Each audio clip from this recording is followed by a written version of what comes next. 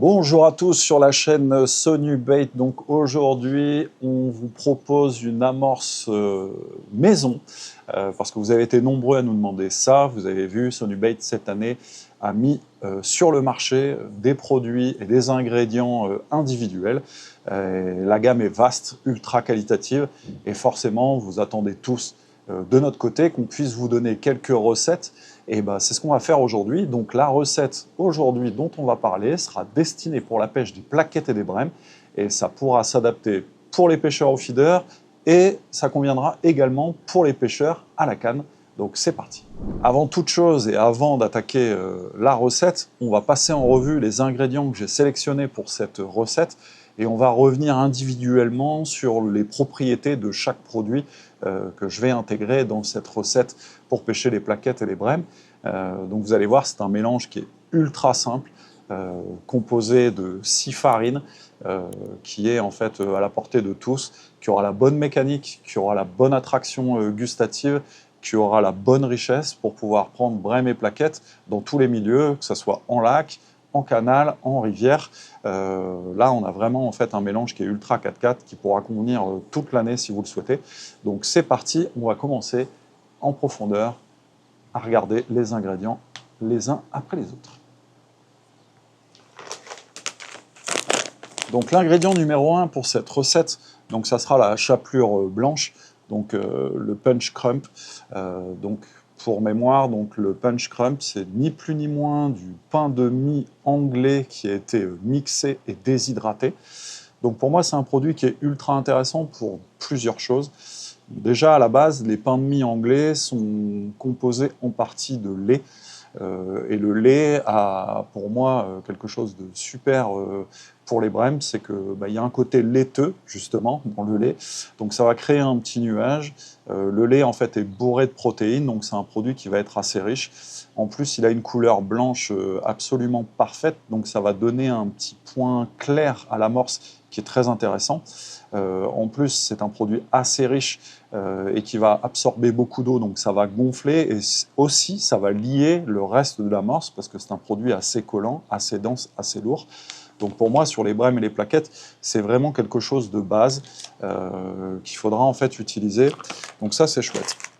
Ensuite, donc bien sûr, toute amorce de base doit être constituée de chapelure. Donc là, en l'occurrence, c'est la chapelure brune qui viendra en fait compléter le punch crump. Donc ça aura en fait une dominance par rapport à la chapelure blanche, c'est-à-dire qu'on ne va pas mettre que de la chapelure blanche et peu de chapelure brune. Là, on va vraiment partir en fait sur la base. Donc là, avec la chapelure de chez Sonubait, l'avantage c'est que vous avez un produit qui est stabilisé, c'est-à-dire que du 1er janvier au 31 décembre, quels que soient les produits, vous allez trouver exactement la même mécanique, la même granulométrie, la même couleur. Et ça, pour moi, c'est vraiment important parce qu'effectivement, certains d'entre vous vont récupérer les miettes de pain chez le boulanger. Ça, c'est très bien parce que vous avez une fraîcheur qui est absolue, etc.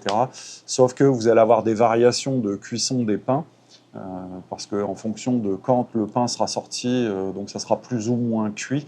Donc vous allez avoir des variations de couleur et aussi de propriétés gustatives et nutritives.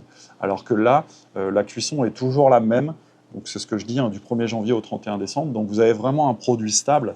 Et ça, c'est l'avantage des chapelure, on va dire, type industriel, sachant que là, on n'est pas sur quelque chose qui a été composé avec de la farine, de l'eau, point barre. On est sur un vrai pain, donc avec une vraie cuisson, une vraie recette de pain. Et pour moi, sur les garnons et les brèmes et les plaquettes, c'est vraiment un ingrédient qui est crucial parce que ça va être déterminant pour avoir quelque chose de linéaire, c'est-à-dire que votre recette, en fait, sera linéaire tout au long de l'année. Et ça, c'est un produit base à avoir absolument. Ensuite, bien sûr, qui dit brème et plaquettes dit biscuit. Donc pour ça, je vais introduire 2 biscuits dans la recette. Donc un biscuit sucré, un biscuit au chocolat. Alors pourquoi un biscuit sucré et pourquoi un biscuit au chocolat? Pour 2 raisons.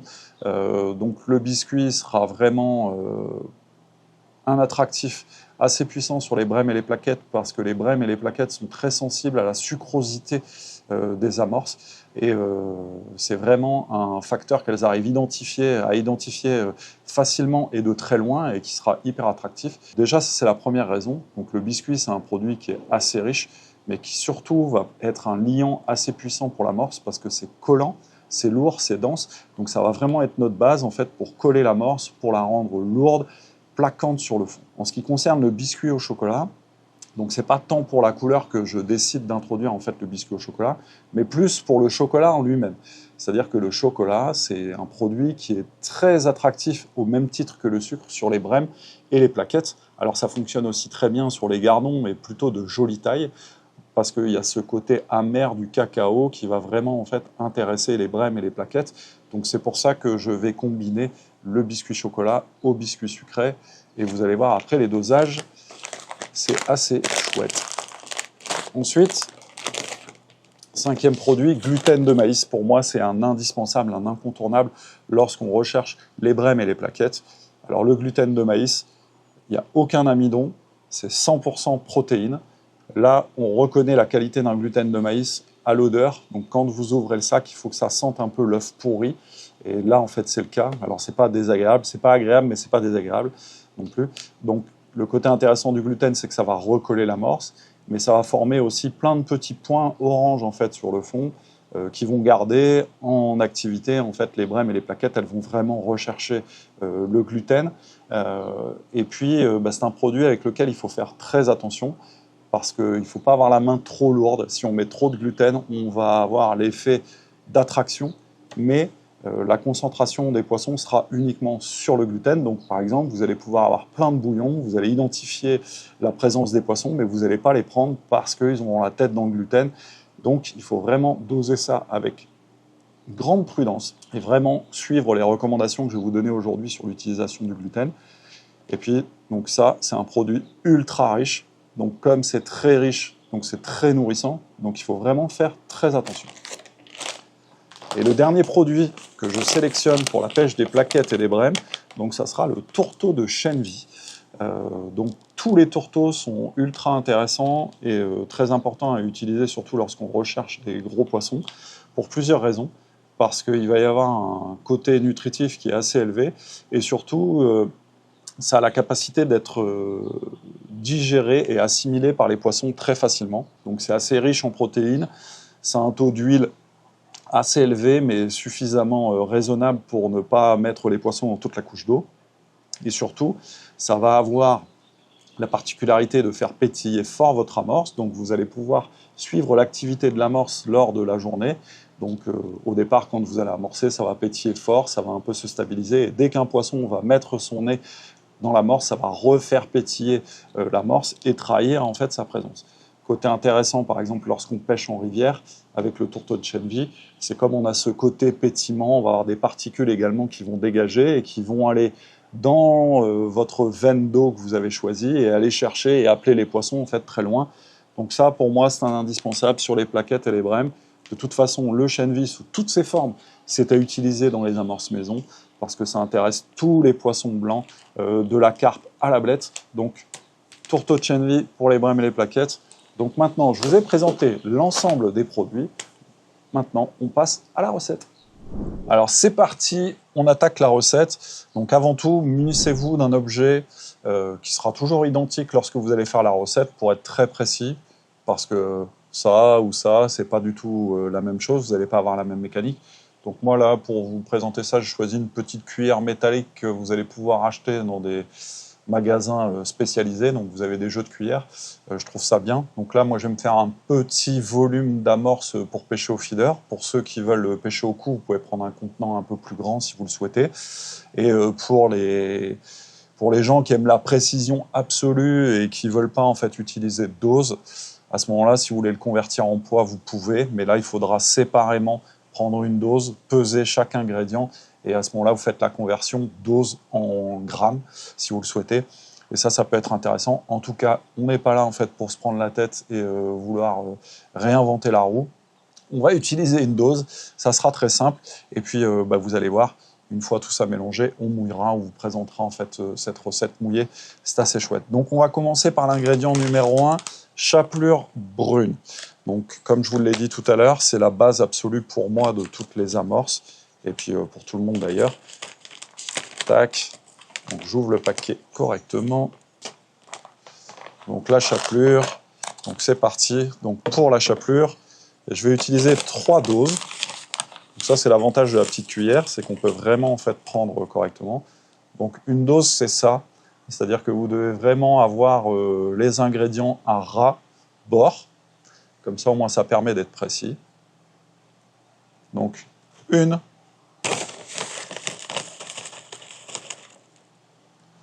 2 et 3. Donc la chapelure brune, c'est un produit qui colle presque pas, qui va être assez léger, qui va gonfler fortement lorsque vous allez mettre de l'eau. Donc du coup, c'est ce qui va donner du volume à votre amorce. Donc c'est vraiment à utiliser absolument. Ensuite, donc tout à l'heure, je vous ai parlé de Punch Crump, donc la chapelure blanche. Là, pour le coup, je vais mettre une dose de chapelure blanche. Ça sera suffisant pour venir compléter l'action de la chapelure brune. Et ça ne va pas en fait pulvériser la mécanique de l'amorce, c'est-à-dire que comme c'est un produit qui est riche, on va utiliser quand même des produits assez riches et c'est assez collant. Donc là, moi, ce que je souhaite dans la chapelure blanche, c'est récupérer donc, cette couleur blanche, l'attraction du lait qui a été utilisé pour la fabrication de cette chapelure. Donc voilà, je vais être précis, je vais enlever ce qui dépasse. Donc une chapelure blanche. Et tout de suite, la chapelure blanche au milieu de la brune, ça va vraiment prendre le dessus en termes de couleur. Mais les deux tons vont être vraiment sympathiques. Ça va donner un côté un peu crémeux, justement, à cette chapelure. Et puis, surtout, si vous utilisez en fait cette chapelure blanche, un jour, faites le test, mouillez-la séparément. Donc mettez de l'eau dedans, vous allez voir en fait sa capacité à gonfler, à devenir vraiment moelleuse. Ça donne en fait une certaine densité un peu légère. Et puis surtout les particules qui sont ultra fines vont gonfler. Et dans l'amorce, ça va vous faire en fait des points blancs qui vont venir contraster avec les points jaunes du gluten, jaune-orange. Et ça aussi c'est le côté intéressant parce que de toute façon, en plus du côté mécanique gustatif, il y a aussi le côté visuel sur lequel il faut s'attacher. Et donc le blanc versus orange, les deux combinés, donc ça fait vraiment en fait des taches et des points d'attraction qui seront intéressants. En tout cas, les brèmes et les plaquettes sont très sensibles à ce genre de contraste. Et donc c'est pour ça aussi que j'utilise en fait cette chapelure. Ensuite, on passe au biscuit sucré. Paf. Alors, chez Sonubate, pour mémoire, les biscuits ne sont pas achetés en vrac broyés. C'est-à-dire que chez Sonubate, on fait fabriquer des biscuits entiers, on les reçoit entiers et ils sont broyés directement chez Sonubate. Donc, on va avoir une granulométrie qui est assez intéressante. Donc, c'est-à-dire qu'on va être entre le fin, le moyen et le gros. Ça, pour moi, c'est intéressant d'avoir les deux types, enfin les trois types même de granulométrie dans le biscuit. Parce que justement, ça va permettre aussi d'avoir des points un peu plus gros, des points un peu plus fins qui vont être liants et donc qui vont venir coller l'amorce. Et les gros points vont se retrouver au milieu de l'amorce. Et donc pareil, ça fera un point d'attraction supplémentaire pour les brèmes et les plaquettes. Et puis les gros sujets pourront en fait se nourrir des gros points et rester un peu plus longtemps en fait sur le coup. Donc biscuit sucré, une dose. Alors pareil, biscuit sucré, si vous souhaitez, vous pouvez rajouter 2 doses, mais là, ça sera vraiment dans des cas où vous allez avoir beaucoup de profondeur et où vous êtes sûr d'avoir des brèmes en fait vraiment grosses à prendre. Biscuit chocolat, donc c'est la même chose que le biscuit sucré, c'est-à-dire que c'est notre recette de biscuit qu'on reçoit entier. Ça a vraiment en fait une fraîcheur top. On a un joli petit goût de chocolat, et une petite saveur chocolat qui est très intéressante. Et là, pareil, on va avoir le même type de granulométrie, je pense que là on va vraiment le voir. Donc on a vraiment des grains de toutes les tailles, donc on a des gros grains, on a des grains fins, on a des grains moyens. Mais ça pareil, il ne faut pas vouloir casser cette granulométrie-là, parce que bien souvent les amorces trop fines ne sont pas toujours très efficaces, même sur les gardons. J'ai remarqué que des amorces avec quelques particules un peu grosses sont toujours un peu plus sélectives et tiennent un peu plus longtemps les poissons sur le coup. Au même titre que le biscuit sucré, donc le biscuit chocolat, une dose. Paf, pas tout renverser. Donc le gluten de maïs. Donc là, ce qui va apporter de la protéine en barre, parce que là on est vraiment sur de la protéine pure. Donc le côté intéressant du gluten, je le répète, c'est le taux de protéines qui est ultra élevé. Dans le côté mécanique, ça va recoller l'amorce. Dans le côté visuel, ça va apporter en fait des points orange sur le fond dans votre amorce qui seront ultra attractifs, ultra intéressants. Mais attention, il ne faut pas avoir la main trop lourde avec le gluten parce que c'est vraiment une arme à double tranchant. Si vous avez la main trop lourde, là, vous allez effectivement attirer beaucoup de poissons, mais on ne peut pas mettre un grain de gluten à l'hameçon, malheureusement. Donc en fait, ils vont être là-dessus. Et là, on a cette petite odeur œuf pourri, maïs fermenté. Donc ça, c'est bien. Le gluten, c'est vraiment un truc top. En plus, là, on est sur une qualité vraiment premium chez Sonu, parce qu'on est sur ce qu'on appelle Golden Prairie. Donc ça ressemble en fait tout à fait aux fleurs type bouton d'or que vous allez pouvoir retrouver dans les champs. Et c'est pour ça que ça s'appelle Golden Prairie. Donc dedans, on a des points jaunes, on a des points oranges. Et puis, ça va avoir un côté attractif mécanique qui est pour moi indispensable lorsqu'on recherche brème et plaquettes. Et pour moi, dans ce mélange-là, ça sera une dose, pas plus.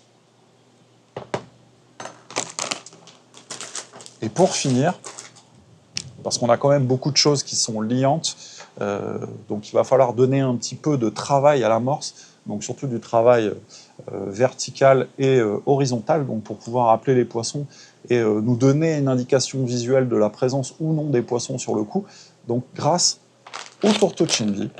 Donc là, c'est un produit qui est assez gras. Pareil, vous allez voir, il y a des jolis morceaux dedans. Et ça, c'est assez chouette. Hop là, là, ça commence à faire du paquet.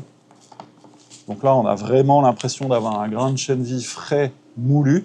Mais bon, on est vraiment sur un tourteau. Pareil, le tourteau arrive à l'usine en plaque et il est broyé à la demande. Donc on est sur une couleur brune, vert kaki qui est vraiment sympathique. De toute façon, le Shenvi, c'est un indispensable. Et donc là, pour le coup, tourteau de Shenvi, une dose également.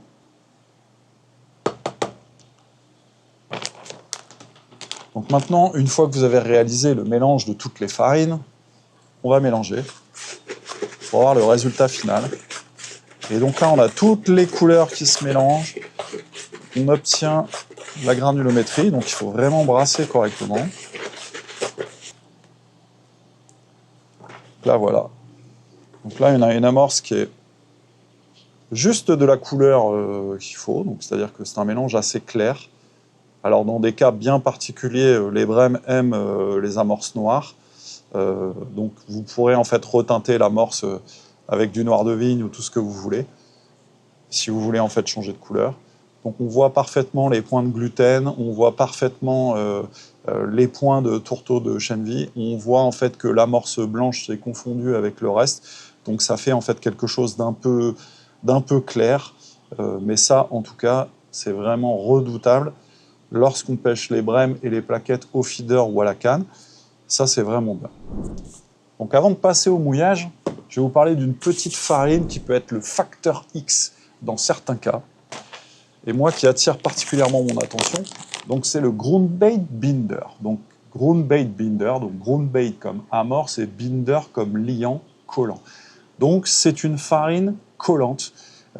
C'est un peu comme du PV1, mais c'est pas du PV1, c'est-à-dire que ça aura exactement la même faculté mécanique pour ceux qui connaissent le PV1. Alors le PV1 pour ceux qui ne connaissent pas. Donc c'est une farine qui était à l'origine destinée pour l'alimentation des chevaux. Donc qui contient, c'est une base de céréales sur laquelle il y a 40% de mélasse. Donc ça a le côté intéressant, grâce à la mélasse, de pouvoir recoller fortement l'amorce. Et ici, en fait, le Groundbait Binder, on est sur un mélange savant de différents produits dont je ne pourrais pas vous révéler la recette, vous comprendrez pourquoi, et donc qui permet de pouvoir recoller fortement les amorces. Donc c'est un facteur X lorsqu'on va pêcher les canaux à grand gabarit, assez profond, lorsqu'on va pêcher les lacs de barrage, ou alors tout simplement quand on a décidé d'aller pêcher en rivière et qu'on arrive, on avait prévu de pêcher par exemple en 4 grammes, et puis que la rivière coule un peu, et là on passe en 10 grammes, et on va se dire, mince, l'amorce en fait ne colle pas assez. Dans ces cas-là, Groundbait Binder pour cette recette, en fonction des conditions, vous pouvez aller de 1 à 2 doses pour pouvoir recoller l'ensemble, donner de l'intensité, donc de la lourdeur, et avoir un résultat collant qui sera parfaitement adapté à l'endroit que vous souhaitez. Donc Ground Bait Binder, le facteur X pour cette amorce à brème et plaquette. Ensuite, pour ceux qui le souhaitent, et en tout cas pour la canne, vous pouvez parfaitement ajouter de la terre à cette amorce, donc que ce soit de la terre de somme ou de la terre de rivière. Ça dépendra des endroits que vous souhaitez pêcher, ça dépendra de ce que vous voulez comme résultat final en termes de mécanique. C'est-à-dire que la terre de rivière va clairement alourdir l'amorce. Donc dans terre de rivière, j'entends par exemple, si vous n'avez pas de terre de rivière à portée de main, on a tous des taupes qui viennent faire des jolis monticules dans notre jardin. Donc vous ramassez cette terre, vous la tamisez, vous la rajoutez à l'amorce une fois mouillée. Et là, vous allez avoir quelque chose de lourd, de dense, de collant. Alors l'avantage de la terre aussi, c'est que ça va réduire fortement le pouvoir nourrissant d'une amorce. Donc plus vous allez rajouter de terre, plus vous allez en fait baisser le pouvoir nourrissant en fait d'une amorce. Et la terre de somme, elle, aura la particularité d'alourdir et de faire nuager l'amorce. Sur les plaquettes et les brèmes, c'est vraiment quelque chose qui fonctionne vraiment. Et pour ceux qui aiment pêcher jaune-jaune, à ce moment-là, et qui souhaitaient avoir un mélange ultra fumant, vous pouvez rajouter du litou ou des ocres de toute nature, et donc ça se mariera complètement. Pour la terre de somme, on peut aller jusqu'à 50% du mélange. Donc c'est-à-dire que si vous avez 1 kg d'amorce, vous pouvez rajouter 1 kg de terre de somme. Après mouillage, pour la terre de rivière, pareil, on peut aller jusqu'à 50% du mélange. Et si vous utilisez des ocres, à ce moment-là, il faut mettre entre 1 et 2 doses maximum pour avoir un résultat nuageant performant. Et surtout, il ne faut pas oublier que les ocres, ça colle absolument pas. Donc plus vous allez mettre d'ocre, et moins en fait l'amorce sera collante. Donc dans certains cas, ça peut être gênant, surtout si vous pêchez dans des endroits un peu profonds. En tout cas, vous pouvez associer ocre avec la terre de rivière, avec la terre de somme. C'est pas gênant. En tout cas, la terre, vous pouvez y aller jusqu'à 50%. Donc maintenant, on va mettre un petit peu d'eau là-dedans pour voir à quoi ça ressemble une fois mouillé. Donc là, la partie sèche est absolument magnifique parce qu'il y a vraiment en fait tout ce qu'on peut, je dirais, rechercher lorsqu'on traque brèmes et plaquettes. C'est-à-dire qu'il y a tout, il y a la granulométrie, il y a le côté mécanique, il y a le côté gustatif. D'ailleurs, Lilian en fait, a goûté et il était surpris de voir à quel point le biscuit chocolat était très chocolaté. Bon, alors après, on va voir le résultat avec le gluten sur Lilian. En tout cas, ça attire Lilian, mais je suis sûr que ça va attirer les brèmes et les plaquettes. Ça, c'est certain, parce que c'est une recette que j'utilise depuis longtemps, avec laquelle j'ai eu en fait beaucoup de résultats, que ce soit sur les canaux, les lacs, les rivières lentes. Honnêtement, c'est un mélange 4-4 qui est assez intéressant. Donc, c'est parti. Je vais prendre ma petite dose. Point très important lorsqu'on mouille une amorce, ne jamais vouloir le faire en une fois. Il faut vraiment laisser le temps aux particules de pouvoir absorber l'eau. N'hésitez pas à le faire en 2 ou 3 étapes. De toute façon, ça mérite qu'on puisse prendre son temps. C'est-à-dire que vous pouvez faire un pré-mouillage à la maison avant de partir à la pêche. Une fois que vous arrivez au bord de l'eau, vous remettez un petit coup de tamis, vous rajoutez un petit peu d'eau, et puis vous pouvez finir en fonction du résultat que vous souhaitez. Si vous voulez quelque chose de plus ou moins sec, plus ou moins mouillé, ça sera à vous de voir. Donc déjà, il faut vraiment commencer doucement. Donc la première dose d'eau. Donc on voit et on sent bien que la chapelure absorbe bien la flotte. Donc alors n'ayez pas peur des petits grumeaux que ça forme, c'est normal. De toute façon, ça c'est un peu le but du tamis, c'est de pouvoir, casser les grumeaux pour pouvoir avoir la bonne répartition. Donc là on voit déjà le mélange qui gonfle. Ça c'est assez fou. Donc ça c'est vraiment lié au pain. Donc le pain blanc, le pain brun, donc la chapelure brune. Donc là, on sent déjà le côté grillé de la chapelure qui remonte, le chènevis commence à se révéler, le biscuit sucré et chocolat également.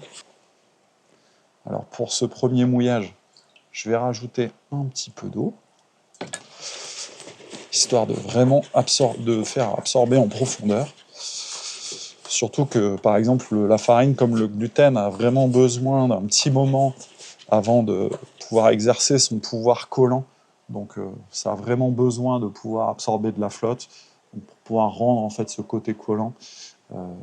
Alors c'est assez curieux avec cette farine parce qu'il n'y a pas d'amidon et en règle générale l'amidon c'est ce qui permet de coller, mais toutes les propriétés autres donc donnent un pouvoir en fait très collant à cette amorce et très lourd. Donc là, c'est la phase du premier mouillage, et vous allez voir, ça a une couleur absolument parfaite. Alors c'est assez clair en termes de couleur, mais c'est ce que je vous ai dit, si vous cherchez un mélange un peu plus foncé, vous pouvez parfaitement teinter cette amorce avec des colorants de tout type. Donc là, on a une très belle couleur crème. Donc ça, c'est vraiment une couleur absolument idéale lorsqu'on recherche les brèmes et les plaquettes. Là, dans la boule, les lignes, en fait, vous fera un gros plan. On voit vraiment les particules de gluten qui ressortent, donc on a des points orange partout, les particules de tourteau de Chenvi. Avec le tourteau, on sent dans la main en fait le côté un peu gras qui va donner en fait l'attraction huileuse.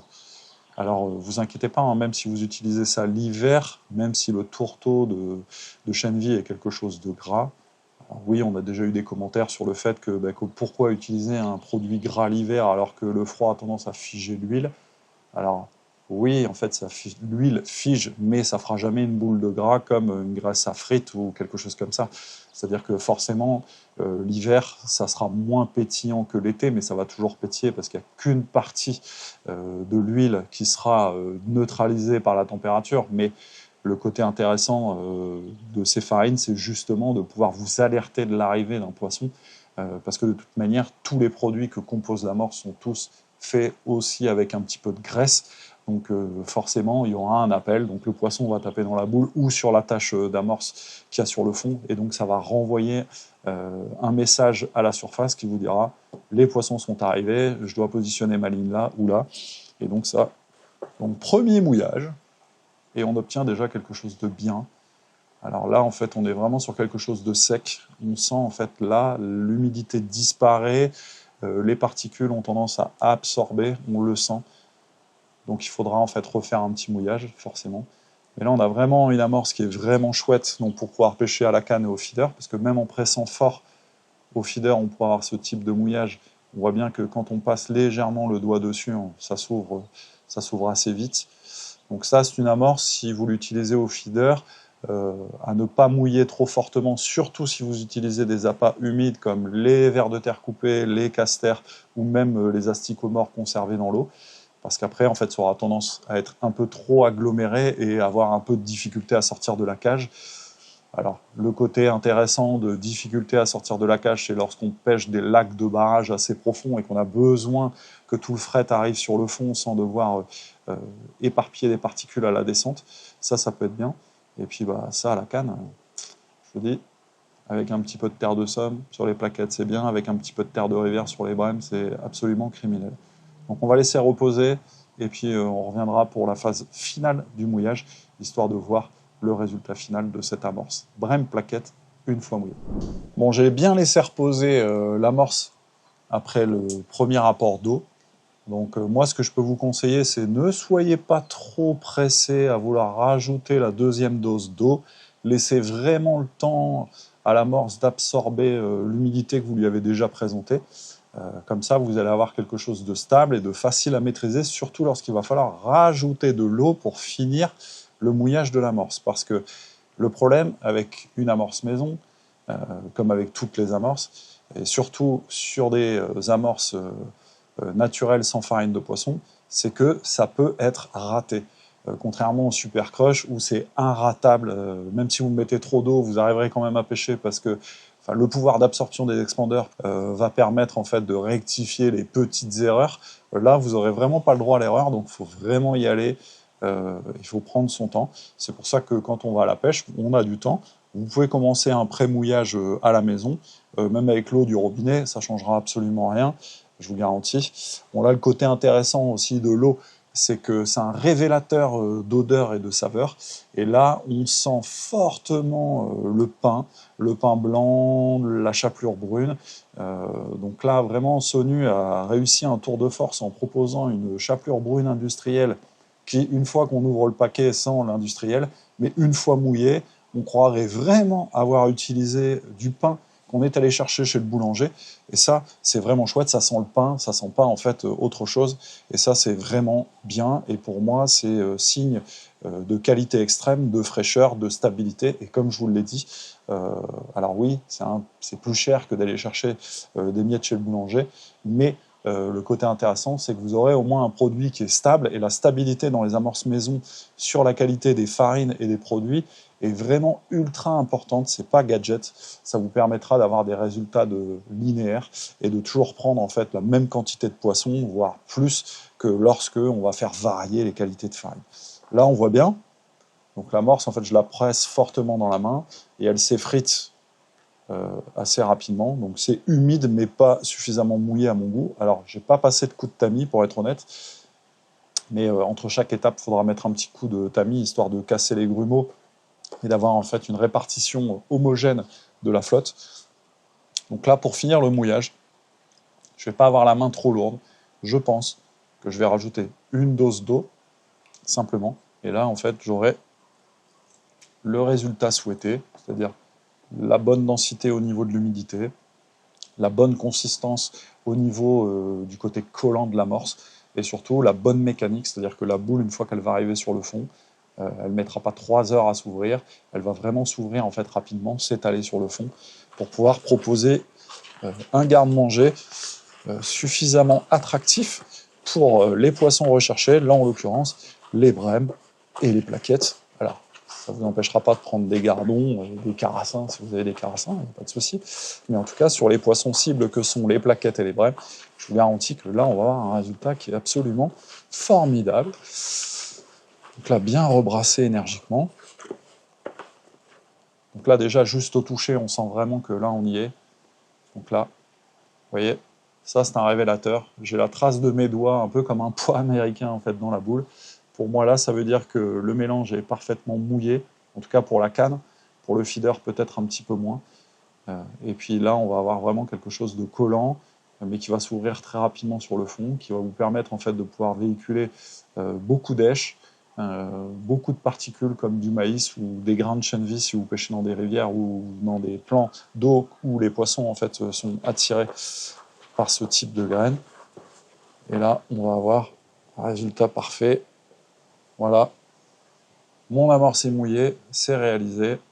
Voici une belle boule d'amorce maison destinée pour les brèmes et les plaquettes, confectionnée avec la gamme des ingrédients de chez Sonu.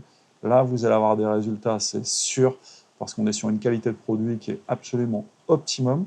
Donc maintenant, à vous de jouer.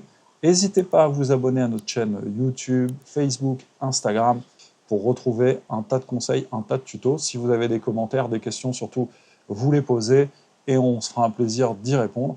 Et dites-nous, en fait, si cette recette vous a permis de prendre plein de brèmes et plein de plaquettes. À bientôt.